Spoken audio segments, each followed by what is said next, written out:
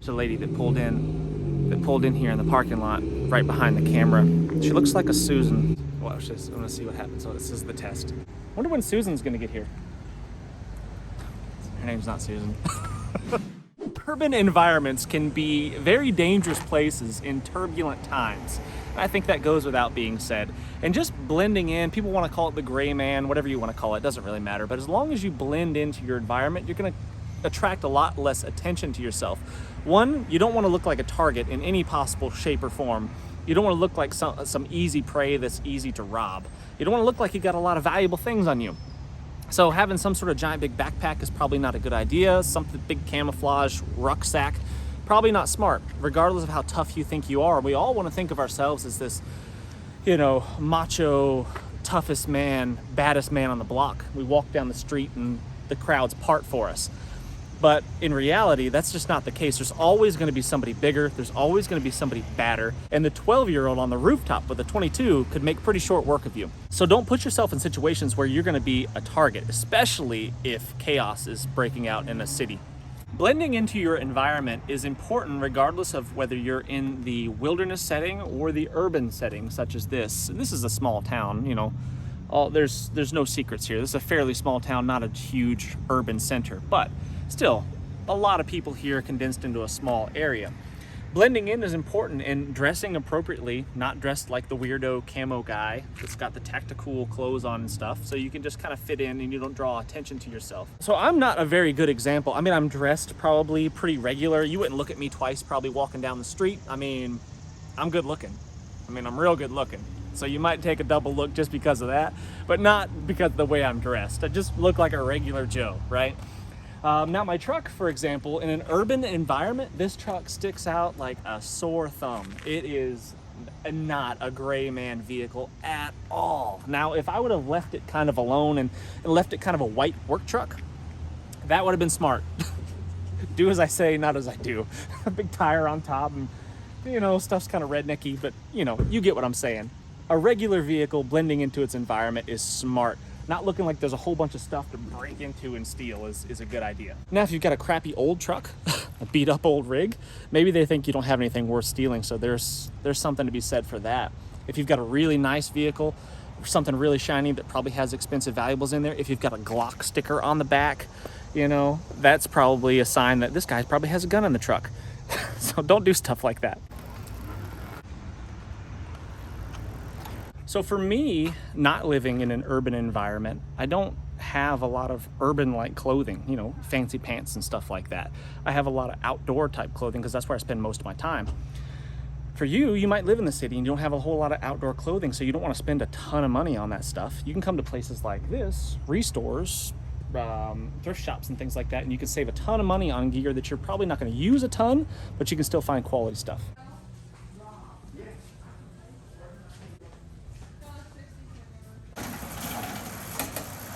Tools to carry on you.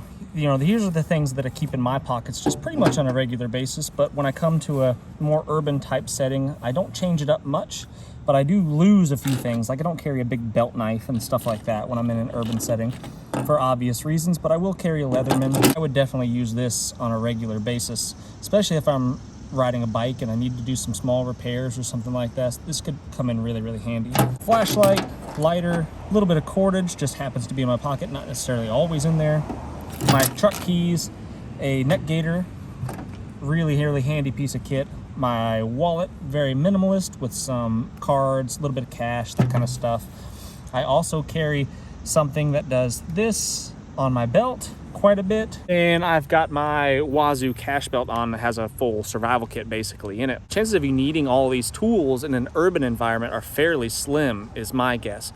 Most likely, if chaos was to break out in an urban area such as this, a city like this, you're just trying to get the heck out of Dodge as fast as you can, and having something like that could be pretty handy. But even beyond that, something even more simple and probably even more important is just having a comfortable pair of walking shoes and maybe a bottle of water. That's pretty much it. And even if you're in a big city, let's say like Atlanta, and you're in the middle of Atlanta, you could be out of the perimeter of Atlanta in a day's walk. if you just get to it and you got a comfortable pair of shoes and you can stay hydrated, maybe a snack or two. So you can avoid a lot of the conflicts and issues that you might have with people by just getting the heck out of Dodge. Now I keep an additional pack in my truck with additional supplies, first aid gear, that kind of stuff, so I can be a little bit more prepared when I'm traveling to a city. Let's say you're stuck in gridlock traffic, vehicles are broke down or whatever, you know, everybody's just stopped and you've got to be on foot or on a bike or something like that. Make sure you're fit enough to do it. Don't just assume that you can make that happen. A lot of people, most people, I would say, overestimate their physical abilities. Now, as far as bikes go, having a really fancy electric bike like this, maybe not the best idea because it might attract unwanted attention to you because they just want your bike. I don't know. I know for a fact, though, if you are limited on physical fitness and abilities, this thing is a game changer because you can cover some ground in a really short period of time. With that said, other bikes. So I see a lot of people in urban type areas riding the street bikes with the really, really skinny little tires. If you have to do any type of off-roading at all, even on a little bit of wet grass, it is very unlikely that you're going to keep shiny side up with a bike like that. So having something like more along the lines of a BMX bike, a mountain bike, or something like this is going to be much more practical.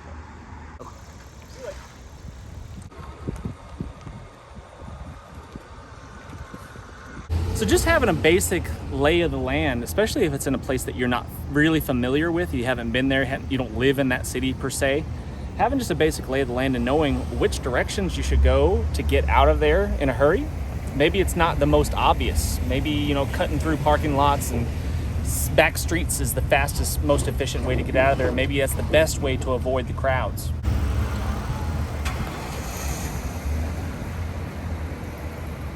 I've definitely been in situations where a bicycle was way faster than driving cars, for sure. When there's gridlock traffic, man, a bike and road rules, road laws are, I would say, suggestions when you're on a bicycle. so you can usually zip through traffic pretty quick on a bike. We were talking about a survival scenario in a previous video. I was talking about it with JJ, and we talked about, you know, the EMP strikes and cars just shut down. Everything comes to a halt, and you got to get out of town in a hurry to escape all the madness, to stay ahead of the chaos curve.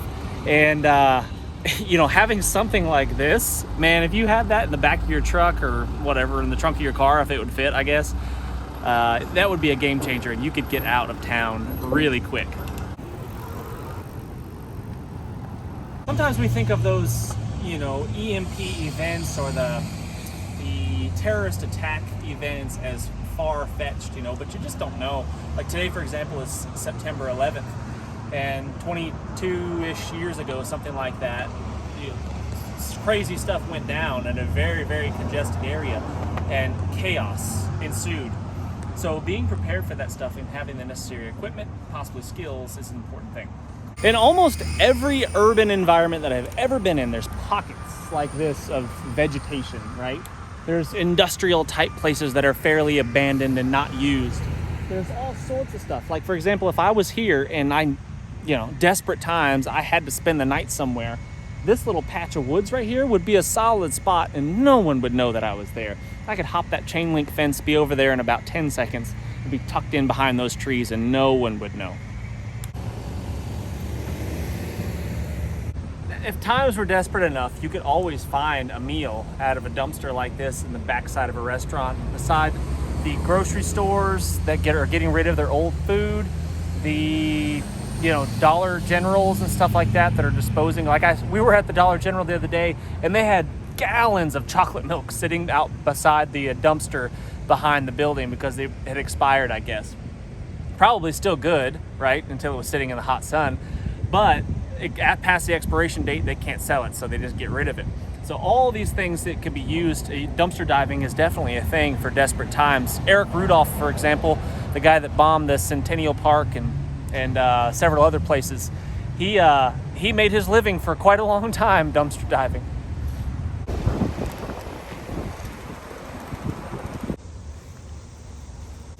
Water in an urban environment is a tough one. Like, we're right behind a gas station right now and next to a grocery store, and hardware stores, all this stuff. This is probably some of the most contaminated water that's around this area. Again, not a huge metropolis, but still, this is where a lot of your pollution is going to be in the water. So not only is there going to be, chemical contaminants, but there's also going to be bacteria and stuff in here from runoff from all sorts of different things. So you'd better have some really solid way to filter your water, purify that water in multiple different ways so you can have something to drink. Now, I've heard that if water flows over 7 rocks, it's safe to drink. I don't know if I'd trust that theory, because this water's probably flown over at least 7, if I had to guess, maybe 8. But I've also heard that if there's wildlife living in the water, such as fish, crustacean type animals, crawdads, frogs, because they're sensitive to the environment, sensitive to the chemicals and stuff that might be in the water, that it's probably safer to drink. And I guess that's probably true to some extent, but there's probably quite a few critters in this creek right here, but I still would not feel safe drinking out of this. And this is coming from somebody that drinks a lot of water that most people would frown upon.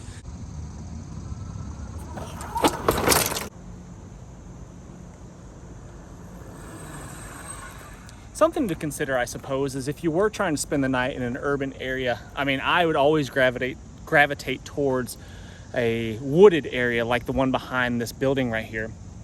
Something like this, it seems relatively secluded. There's nobody out here, there's no cars, but you're kind of caged in right there. There's really only one way out. So I wouldn't like something like that. Even though it is secluded and there's no one here, you only got one option, so I don't like that. We're behind a grocery store right now, but their dumpster is locked down tight. A grizzly bear couldn't get into that, I don't think. So we're probably not going to be able to get into it. I'm sure it's liability reasons. They don't want people dumpster diving for some reason. But I've definitely been to smaller type grocery stores where that was not the case, where you could easily get to the back of the building, open up the dumpster, and get what you need out of there. We're behind that same grocery store right now, and if I wanted to find a place to camp out, man, this would be ideal. There's nobody back here, tons of cover back here. I could tuck in those woods and stay there forever. I don't think anyone would ever know. And if it was an option to dumpster dive right here, man, that would be perfect. You'd have your grocery store right there in front of you. You'd have your home sweet home right there behind you, and there's a water source not far away either, as long as you had some way to purify it. So this is where they keep their used cooking oil in that drum right there. So if you should happen to have a diesel truck which runs on used vegetable oil, like somebody I know, might be a good resource when times get tough. Here's a source of fresh water right here on the side of a building. Most industrial type buildings, bigger buildings, are going to have something like this, a water spigot on the outside, but you're going to need some sort of tool like a Silcock key to access that water supply. You need some sort of wrench to get in there and be able to turn that thing. They don't make it easy.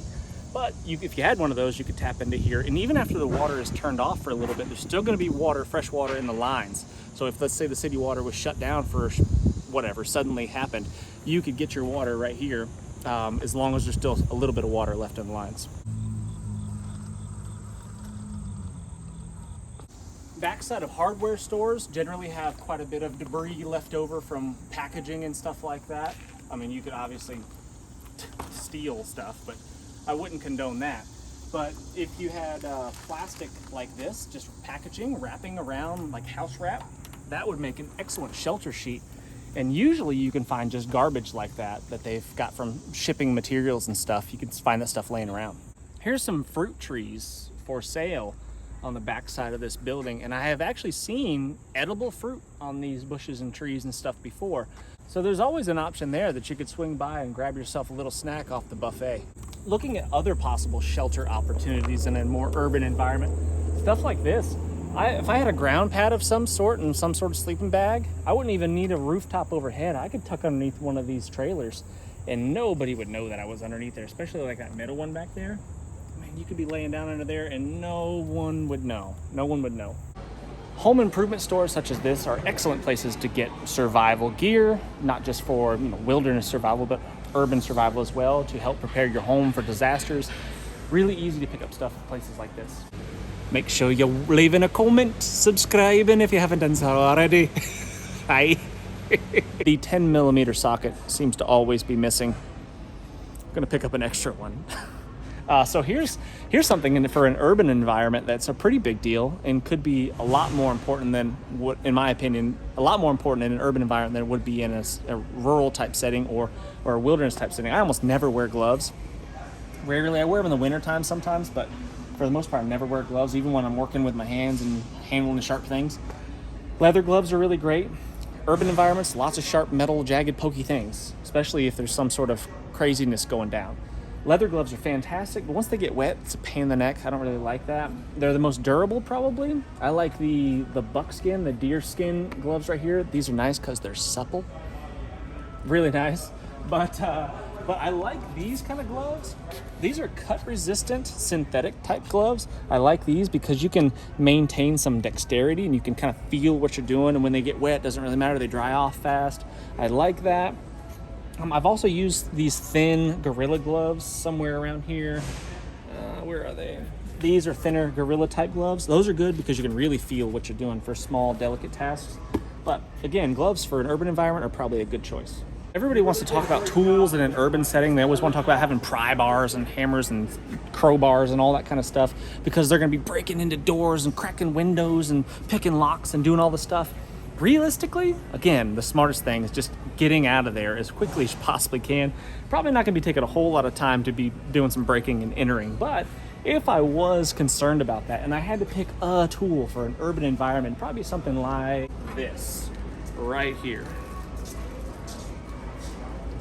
I like these better than the flat bars. This one. I like these better than the flat bars. These flex when you start using them, and I don't like the flex so much. These are much more sturdy, and if you needed to whack somebody with it, it'd be a little bit more effective. And again, for urban settings, you're going to be working on machinery, perhaps, equipment, motorcycles and cars and stuff like that. And one of the handiest tools that I almost seem to never have is a hammer. You wouldn't believe how many times we've been working down on motorcycles and all we needed was a hammer and we're stuck using rocks and all kinds of stuff. This is a very effective little guy. Look at that. Isn't it adorable? Hacksaws and bolt cutters and stuff. People always want to talk about that so you can cut through locks and things of that nature.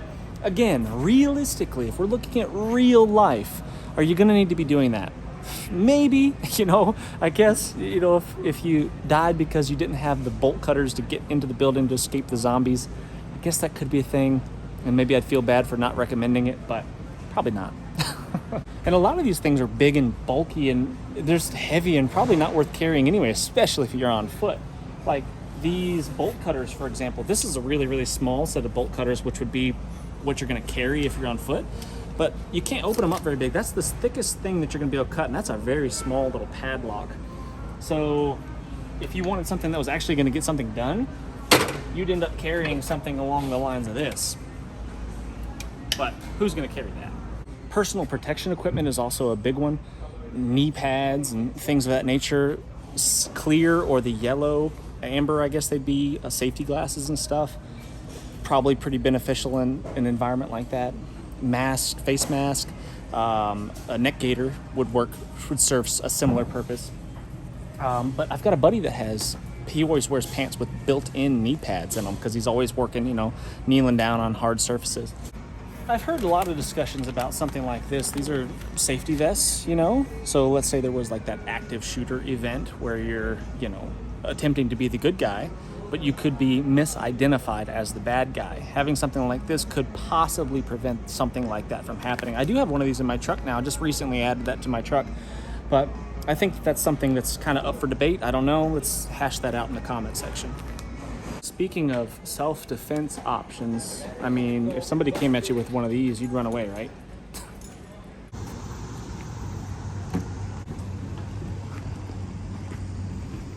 I wonder if they lock these at night.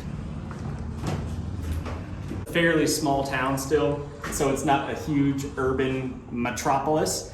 I would imagine things are a little bit different. Well, I don't imagine. They are a lot different in big cities. Like I was in Miami last year and was at the Home Depot in Miami, and they would definitely not leave something like this unlocked at night in that area. So So it's gonna vary depending on the town that you're in. But anyway, something like this would be sweet. Man, I tell you what, if I was a single guy, I would buy a small little patch of dirt somewhere and I'd park one of these babies on it and call it a day.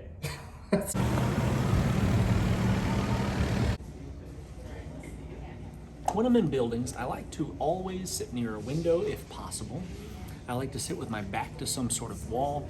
I like to know where all the exits are. I always pay attention to that. Whatever size building it is, big, small, I always pay attention to where the primary entrance and exit is, and then also the emergency exit and stuff. I always know where those are. I've always got those kind of on my radar.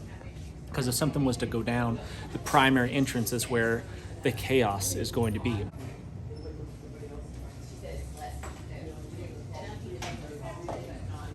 I'm drinking coffee, and my wife is trying to convince me to drink this water. And I'm simply explaining to her that people die every single day from drowning in water. And more die from dehydration. Just trying to put safety first.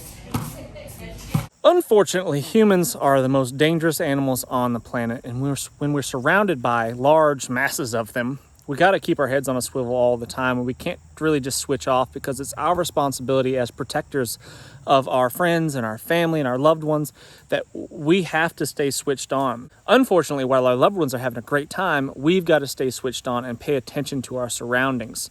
That's just the way it is. We can't be on our phones with our head down, oblivious to the world that's going on around us. We've got to stay focused. And that's just the way it is. I really do appreciate you guys watching. Make sure you hit that thumbs up, subscribe if you haven't done so already. Thanks for watching, friends. We'll see you on the next video.